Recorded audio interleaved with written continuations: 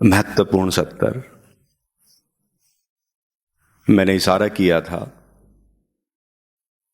कि इस यात्रा पर जो भी साथी मित्र आए हैं,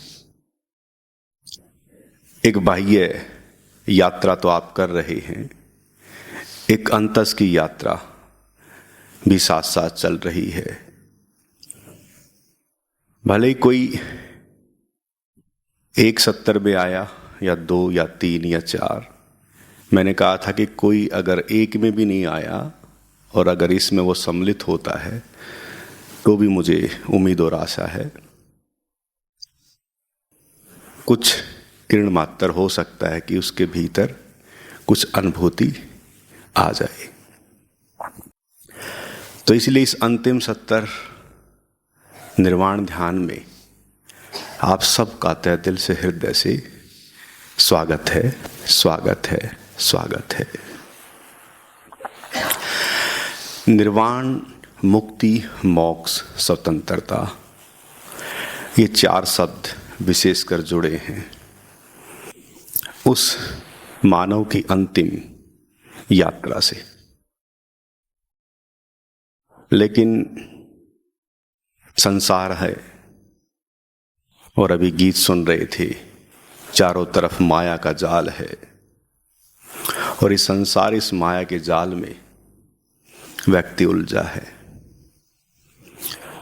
और इस कदर उलझा है कि उसे अपना पता ही नहीं।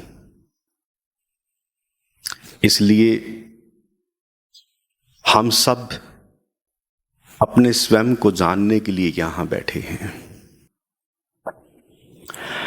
और अपने स्वयं को जानने के लिए विषय ऐसा जो वेदों से जुड़ा है,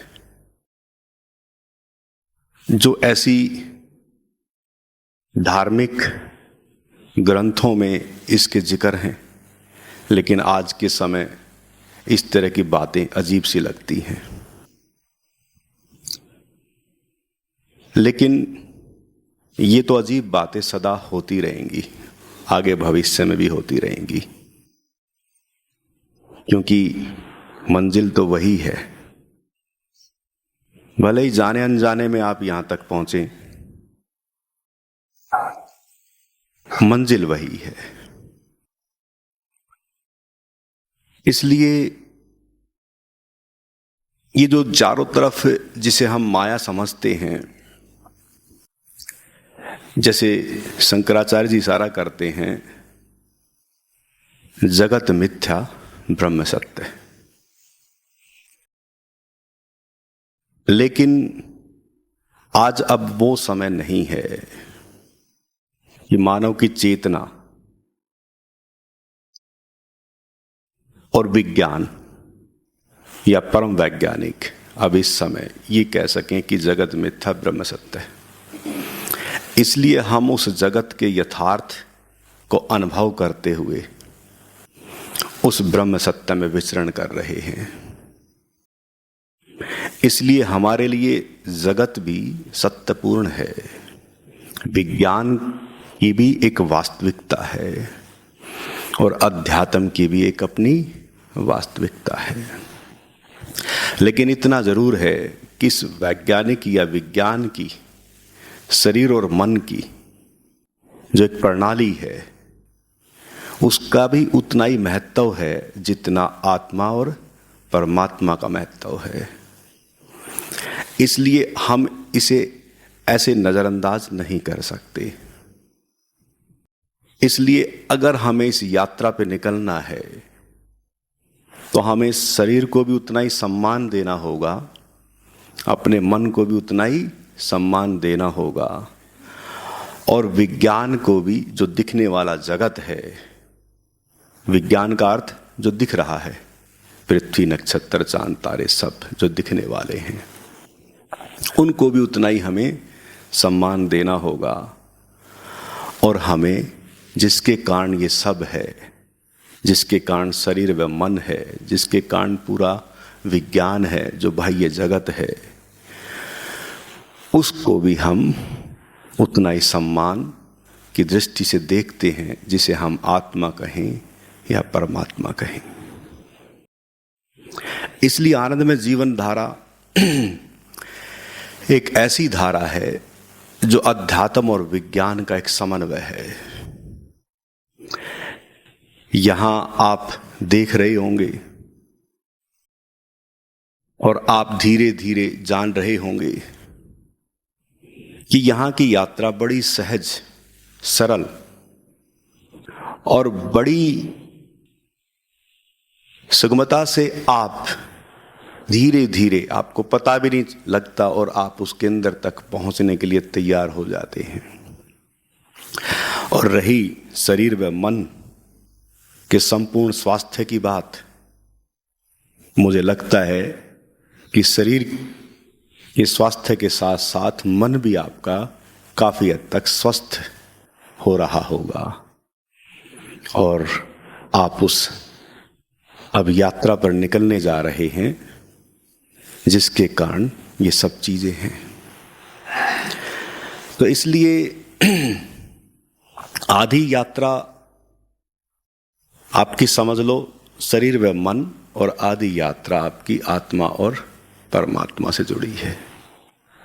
इसलिए निर्वाण का भी संबंध, मोक्ष का भी संबंध, मुक्ति का भी संबंध, भले कुछ युवा साथी होते हैं, मुझे लगता है कि ये भारी भरकम शब्द हो सकता है कि वो सोचे कि पता नहीं ये कैसे कैसे शब्द हैं, लेकिन इसको बड़ा सरल व सहज हम करते रहते हैं आप सभी के लिए। इसलिए निर्वाण, मुक्ति, मोक्ष बड़ी दूर की प्रतिध्वनि लगती है, लेकिन आज हम एक छोटा सा प्रयास शब्दों के द्वारा उसको समझते हुए हम फिर प्रयोग में सम्मिलित होंगे। ठीक है? ऐसे समझ लो कि 6 पड़ाव हैं निर्वाण तक पहुंचने के लिए, और 6 पड़ाव आपसे बहुत गहरे से जुड़े हैं।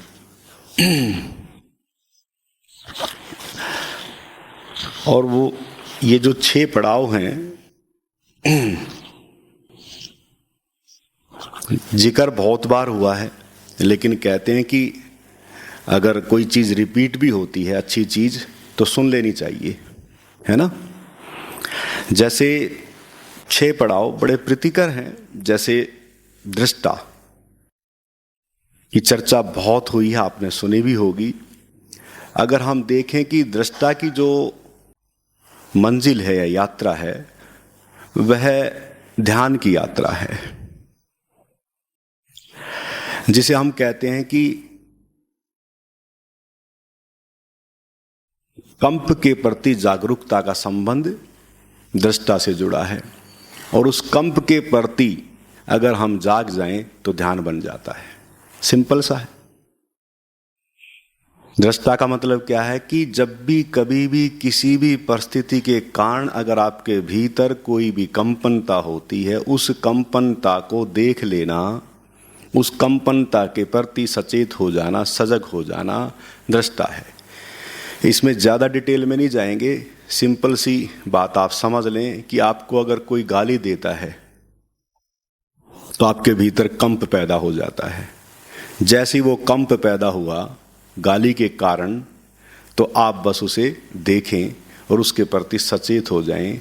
यानी कि परिस्थिति बनी गाली की और आप उसके प्रति सचेत हो गए, सजग हो गए, तो ध्यान, आप ये नहीं कि ध्यान विशेष कर करना है, बस समझ लो कि आप ध्यानी हो जाते हैं। इसलिए दृष्टा की मंजिल क्या है? ध्यान। ठीक है? क्लियर? फिर है ध्यान की मंजिल साक्षी। अब साक्षी का मतलब ये है कि जैसे ही किसी कारण कंप पैदा हुआ और आप उसके प्रति सचेत हो गए, ठीक है, आप देखने वाले बन गए, ठीक है, और जैसे ही कंप जब आपके भीतर पैदा होता है, दिक्कत जब पैदा होती है, और जैसे उसके प्रति आप सचेत होते हैं, दृष्टा जैसे ही सदता है, वैसे ही एक निपट शांति आपको घेर लेती है। ठीक है? और जैसी वो निपट शांति जब आपको घेर लेती है, तो उस संपूर्णता के आप क्या हैं? साक्षी हैं। क्या हैं आप? केवल अब उसके गवाह हैं और कुछ नहीं है।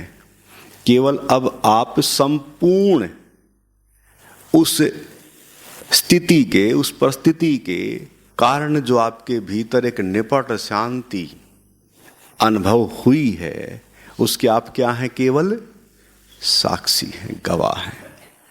ठीक है। अब साक्षी की मंजिल है तथाता, संपूर्ण स्वीकार, बाह्य जगत भी, अंत जगत भी, विज्ञान भी व अध्यात्म भी। साक्षी की मंजिल अब क्या है? तथाता। तथागत किसे बोलते थे? भगवान बुद्ध को पुकारा जाता था। क्यों पुकारा गया तथागत? उसका बस मतलब समझ लो कि पूरे अस्तित्व के प्रति, संपूर्ण अस्तित्व के प्रति भगवान बुद्ध स्वीकार भाव से जिए, केवल स्वीकार भाव से।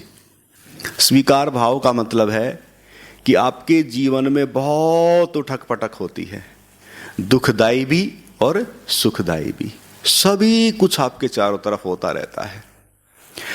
उस संपूर्ण होते हुए कृत्यों के प्रति स्वीकार भाव तथागत बन गई। अब आप समझ रहे हैं कि साक्षी की जो मंजिल है वो क्या है? तथाता में लौटना। तभी तो आप अपनी संपूर्ण व्यवस्था के प्रति साक्षी हो पाएंगे।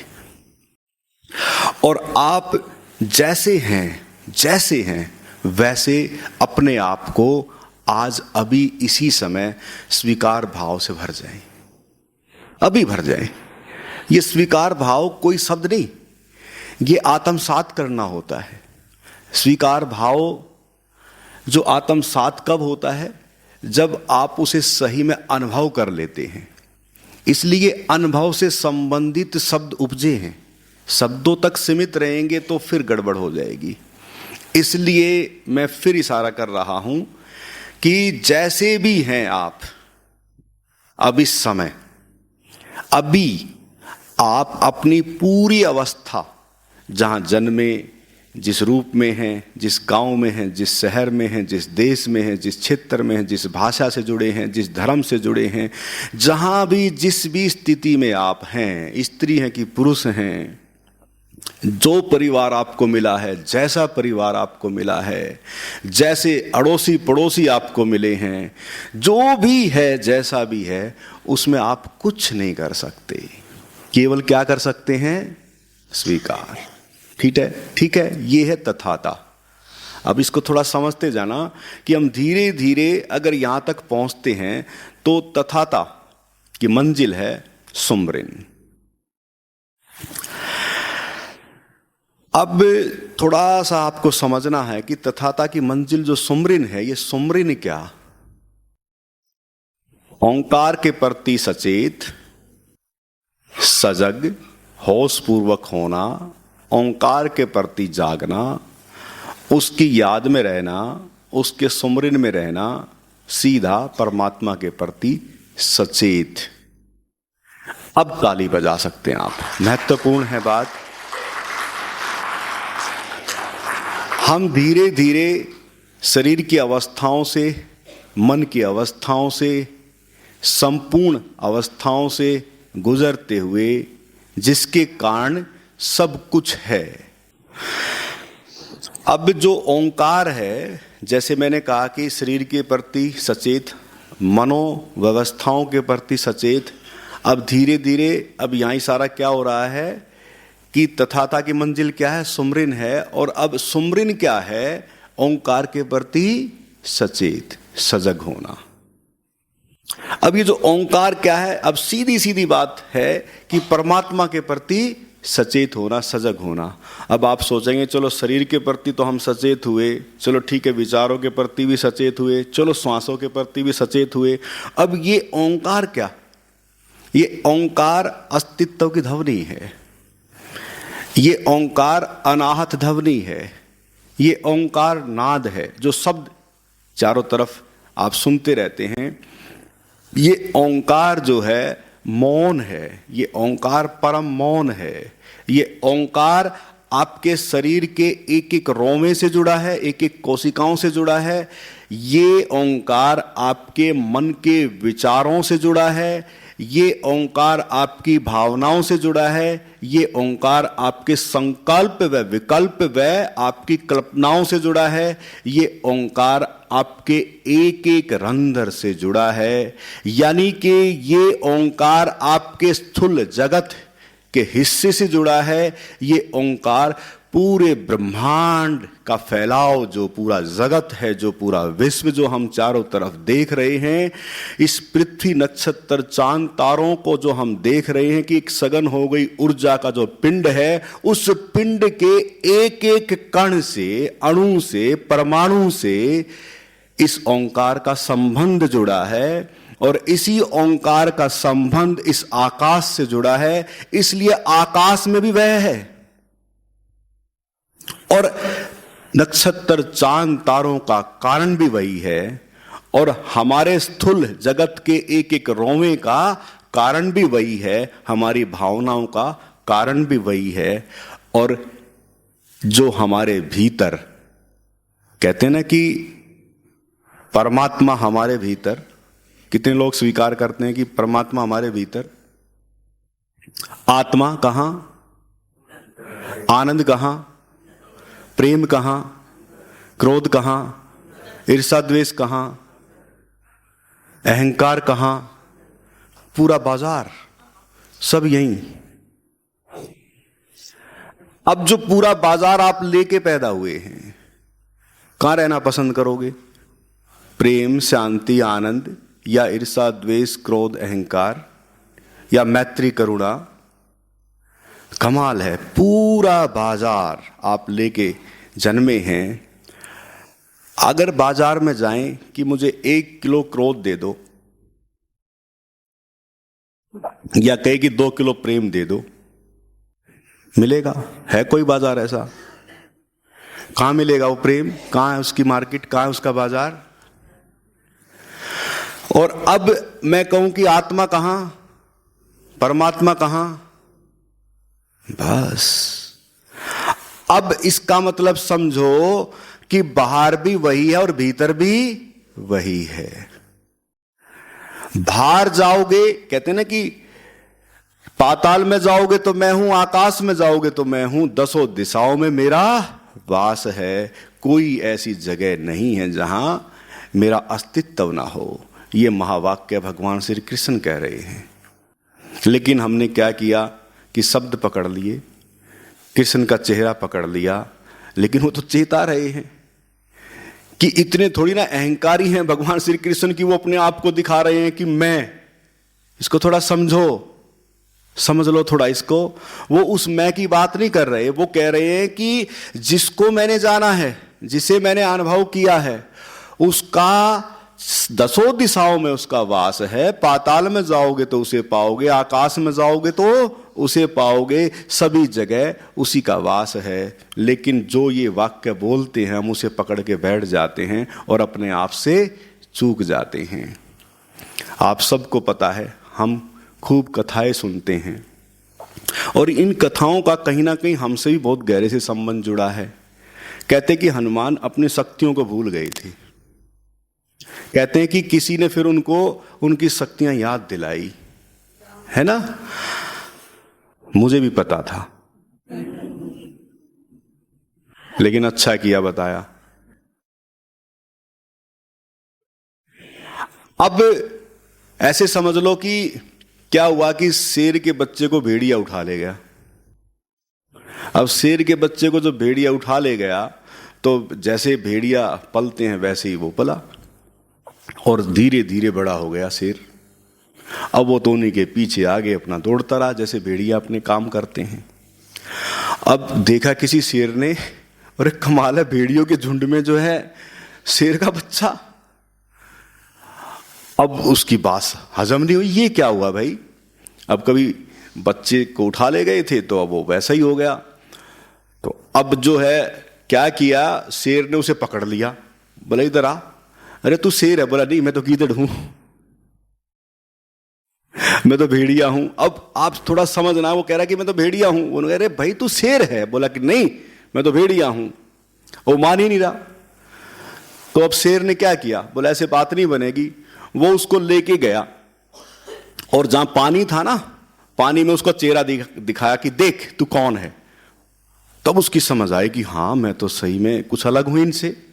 अपने चेहरे को देखता है, और चेहरे को जब देखता है कि हाँ मैं तो कुछ अलग हूं और मैं तो आप जैसा ही हूं, तो तब उसे याद आता कि हाँ मैं तो शेर हूं।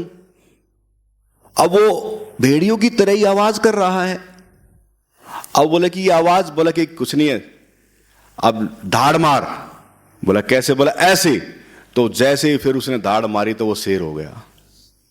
यानी कि हमारे साथ अब क्या दिक्कत है कि हम हैं तो उसी परमात्मा को लेके जन्मे हैं, लेकिन कौन याद दिलाए, कौन आपको आपकी शक्तियों को याद दिलाए। पता क्या हो रहा है इस पूरे जगत में और आध्यात्मिक जगत में विशेषकर, थोड़ा इसको समझ लें। और मुझे अब क्या बताएं, तकलीफ तो नहीं कहूंगा, लेकिन मुझे बड़ा प्रेम आता है, बड़ी करुणा आती है कि हम इतनी शक्तियों को लेके जन्मते हैं और परमात्मा से बड़ी शक्ति तो कुछ है नहीं। उसकी स्वामित्व, उसकी मालकियत को हम लेके जन्मे हैं, लेकिन हम भूल गए हैं। अब कौन याद दिलाए, जो याद दिलाता है इस जगत में, जो याद दिलाता है इस जगत में, उसको पत्थर भी मारे जाते हैं। पता है, उसके कानों में शीशा पिघला के भी डाला जाता है, उसके रास्ते में कांटे भी बिछाए जाते हैं। जिन्होंने भी आज तक जगाने की कोशिश की, आपको शेर बनाने की कोशिश की, आपकी चेतना को उन्नत व विकसित करने की कोशिश की, उसी के साथ गड़बड़ हुई है। और ध्यान देना, जगाने वाले तो सदा रहते हैं। अब मैं आपको इशारा कर रहा हूं कि आपको इतनी समझ आ गई है कि आप उस शक्ति को लेके जन्मे हैं, लेकिन उस शक्ति को जानने के लिए कितने तैयार हैं? कितने लोग तैयार हैं यहां? सभी अच्छे से मुझे नजर नहीं आए। सभी तैयार हैं। मैं फिर कह रहा हूं कि यहां की यात्रा मान्यता पे आधारित यात्रा नहीं है। यहां की धारा, मैं किसी पे विश्वास नहीं करा रहा। मैं ये नहीं कह रहा कि आप मुझ पे विश्वास करें। मैं आपको जगाने की कोशिश कर रहा हूं कि आप अपने विश्वास से जागृत हों और उस आत्मविश्वास से भरें।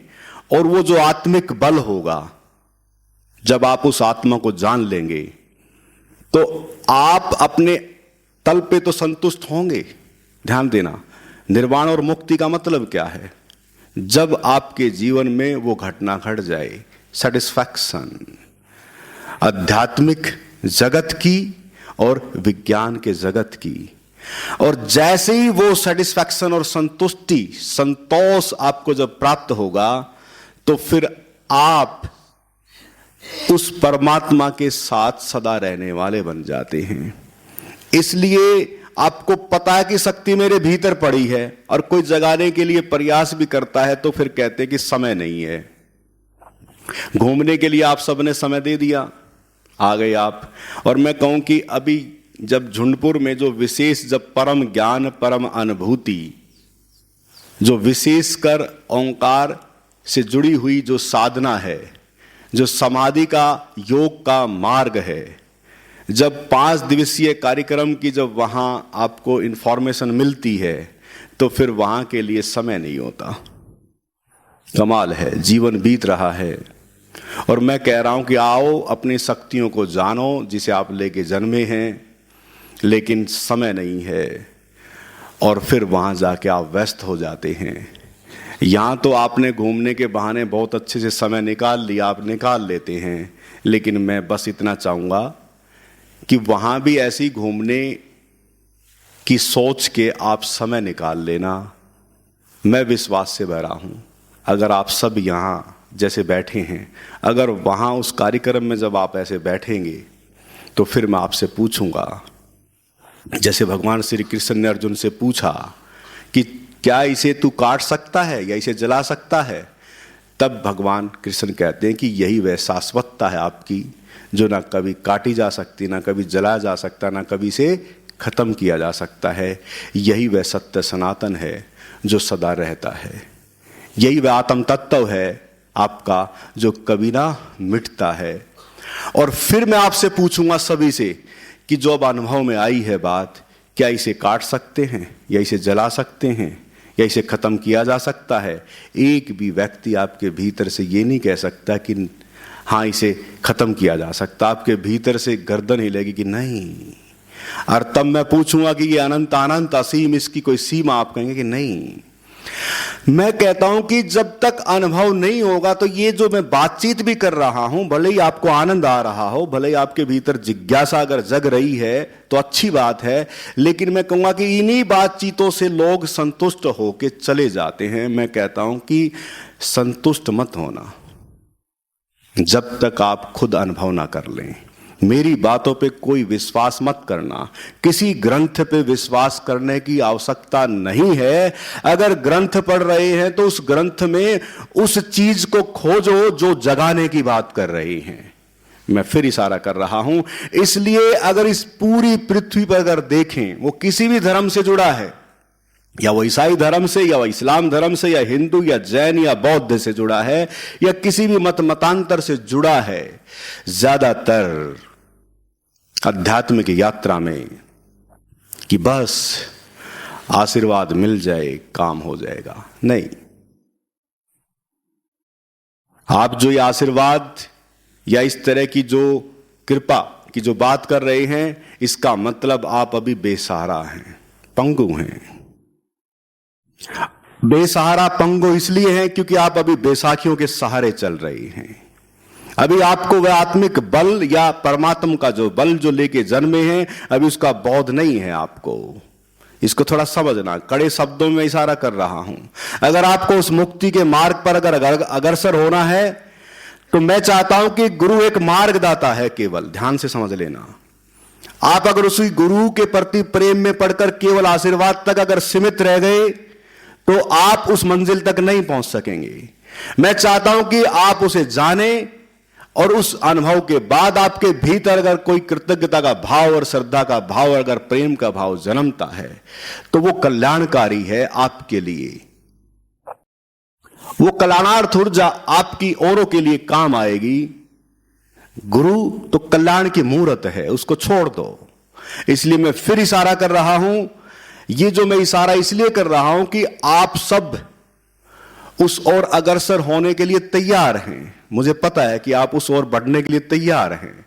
तो बस मैं इतना इशारा करूंगा कि आप इसको ऐसे भी नहीं समझना कि मैंने पंगुर बेसहारा आपको कहा। इसके पीछे कारण यह है कि अभी हम जब तक उस प्रभु से मिलन ना कर लें तब तक हम कहीं ना कहीं किसी न किसी रूप में सहारा ढूंढते रहते हैं, इसलिए हम बेसहारा हैं। या ऐसी ऐसी चीजें आपने सुन रखी है कि वहां की यात्रा करने से निर्वाण प्राप्त हो जाएगा, मुक्ति मिल जाएगी, मोक्ष हो जाएगा। वेटिकन सिटी एक ऐसी जगह 25 साल के बाद दरवाजा खुलता है। कहते हैं कि उस दरवाजे से जो पार हो गया वो स्वर्ग में प्रवेश कर जाता है। कैसी धारणा है, एक बार थोड़ा सोचो। इस्लाम में धारणा है कि अगर आप काबा के दर्शन कर लेंगे तो आपको जन्नत प्राप्त होगी। कैसी धारणा है, आप थोड़ा सोचो। हिंदुओं में धारणा है कि 4 धाम की यात्रा कर ली तो बोले मुक्त हो जाएंगे, मुक्ति आपको प्राप्त हो जाएगी। कमाल की धारणा है। किसी भी धर्म को उठाएंगे तो ये कैसी कैसी बातें हो रही हैं। आप ये नहीं समझ पा रहे कि जिन लोगों ने चेताया था उन्हीं के तीर्थ हैं, केवल वो तीर्थ बन गए हैं। हो सकता कि कभी जहां हमने स्थान बना रखा है वो भी एक तीर्थ बन जाए और वो तीर्थ बन के ही रह जाए। उस तीर्थ का कोई लाभ प्राप्त नहीं होगा, ना कभी हुआ है। हां, इतना जरूर है कि आप उन तीर्थों पे जाते हैं तो ये उम्मीद और आशा लेके नहीं जाना कि आप मुक्त हो गए या स्वतंत्र हो गए या आपको निर्वाण की प्राप्ति हो गई। इस भ्रम में रहेंगे तो बस एक आशा, और इतनी आशा तो जग गई कि चलो ठीक है, विश्वास बना हुआ, मान्यताएं हैं और उन मान्यताओं के आधार पे हमने चक्कर काट लिए हैं, आपको एक सेटिस्फैक्शन मिल जाएगा। लेकिन मौत जाया जाएगी, जन्म बेकार हो जाएगा। इसलिए मैं कहता हूं कि अगर आप जन्मे हैं और सही में उस निर्वाण और मुक्ति के लिए अगर आप तैयार हैं तो मैं कहता हूं कि मंजिल दूर नहीं है, शरीर में ही सब है। शरीर से निकट से भी निकटतम कुछ नहीं है, केवल केवल केवल बस उस निकटतम से भी निकटतम जो परमात्मा बैठा है उसकी यात्रा करनी है। उसके तीर्थंकर जो आपके भीतर बैठा उसकी परिक्रमा करनी है। जो तीर्थंकर आपके भीतर आत्मिक रूप से बैठा है उसकी परिक्रमा करनी है। जो आत्मा का संबंध जो परमात्मा से जुड़ा है उसकी परिक्रमा करनी है भाई। कैसे इशारा करूं मैं? अच्छा एक चीज बताएं, भगवान बुद्ध ने कौन से तीर्थ पे जाके मुक्ति और मोक्ष प्राप्त किया था? मुझे बताएं। यीशु ने कहां जाके कौन से तीर्थ पे जाके मुक्ति और मोक्ष प्राप्त किया था? बताएं मुझे। भगवान श्री कृष्ण ने कौन से तीर्थ पे जाके मुक्ति और मोक्ष प्राप्त किया था? बताएं मुझे। आप थोड़ा समझ क्यों नहीं पा रहे? मैं नहीं कहता कि आप ना जाएं, ध्यान देना, ये पहला पायदान है अध्यात्म का। मैं कभी डिनाई नहीं करता। आप मंदिर जाएं, मस्जिद जाएं, गुरुद्वारे जाएं, चर्च जाएं, मुझे कोई भी इससे परहेज नहीं है। ये पहला पायदान है अध्यात्म का। वो कै खे गए है अध्यात्म का। जैसे बच्चे को कहते कि कै कबूतर, कबूतर की तस्वीर लगा दी, बोला कि कै कबूतर। लेकिन जब कै बच्चा सीख जाता है, क्या तस्वीर की जरूरत पड़ती है? मैं चाहता हूं कि आप उस ओर बढ़ें, उस यात्रा पर निकलें। इसलिए जो तीर्थों की यात्रा हो रही है, ठीक है, भीतर कुछ अगर जागृत होता है, आपके अपने भीतर डूबने की तैयारी अगर होती है, तो मैं चाहूंगा कि वो तीर्थ सब अच्छे हैं, लेकिन केवल तीर्थों तक अगर सीमित रहे तो फिर आप अभी अपनी स्वयं की यात्रा के लिए बढ़ नहीं रहे हैं। अब आगे की यात्रा है समाधि की मंजिल निर्वाण है, यानी कि सुमरिन की मंजिल क्या है? समाधि। इसको थोड़ा समझ लें। और ओंकार से जुड़कर ही समाधि में प्रवेश हुआ जाएगा और फिर समाधि की मंजिल है निर्वाण। और निर्वाण का मतलब क्या है? दिशा और गति। वाण का अर्थ है दिशा और गति, और निर्वाण का अर्थ अब कोई दिशा नहीं, अब कोई गति नहीं, कहीं जाना नहीं, यही ठहराव है। निर्वाण का मतलब क्या है? अब कोई गति नहीं, ना कहीं भागना, ना कहीं दौड़ना, पूर्ण शून्य, महाशून्य, समाप्ति, इतिश्री। इस जीवन में वो इतिश्री चाहिए जो कल इशारा हुआ था महर्षि पतंजलि का, निर्बीज समाधि या सहबीज समाधि। सहबीज तक पहुंचे तो भी काम बन जाएगा। इसलिए मैं इशारा कर रहा हूं कि अगर आप इस परम ज्ञान जो परम अनुभूति की यात्रा पे निकलेंगे, ध्यान देना, मैं फिर इशारा कर रहा हूं, मुझे इतनी उम्मीद और आशा है कि आपकी मृत्यु तो जाया नहीं जाएगी। मैं विश्वास से भरा हूं कि आपकी जो मृत्यु होगी तो जागे हुए आप जाएंगे। वो सूत्र आपको प्राप्त हो जाएगा। वो सूत्र आप के भीतर पड़ा है, वो नाद, वो ओंकार आपके भीतर पड़ा है। एक बार उससे जुड़ गए तो आप जाग जाएंगे स्वयं के प्रति, परमात्मा के प्रति, आत्मा के प्रति। और वो सूत्र जब आपको मिलेगा तो बस आप उसी की याद में रहकर इस शरीर को जब छोड़ेंगे तो समझो आप उस निर्वाण और उस मुक्ति और स्वतंत्रता के मार्ग पर निकल गए। लेकिन जीवन के जीते जी, मृत्यु के उपरांत कोई स्वर्ग, कोई निर्वाण, कोई मोक्ष और कोई मुक्ति नहीं है, केवल जीवन के जीते जी। इसलिए जीवन मिला है इसी के लिए, और अब हम इसी यात्रा पे हमें निकलना है। तैयार हैं आप सभी? यह ध्यान बहुत महत्वपूर्ण ध्यान है। इतना महत्वपूर्ण ध्यान है कि अगर जो सुना है, अगर कुछ ना भी कुछ भीतर उतरा हो, ना भी कुछ समझ आया, तो कोई चिंता नहीं, ठीक है? करना महत्वपूर्ण है। बस इतना मैं इशारा कर रहा हूं, करने में कोई कंजूसी नहीं करेंगे। अब सभी साथी मित्र खड़े हो जाएंगे।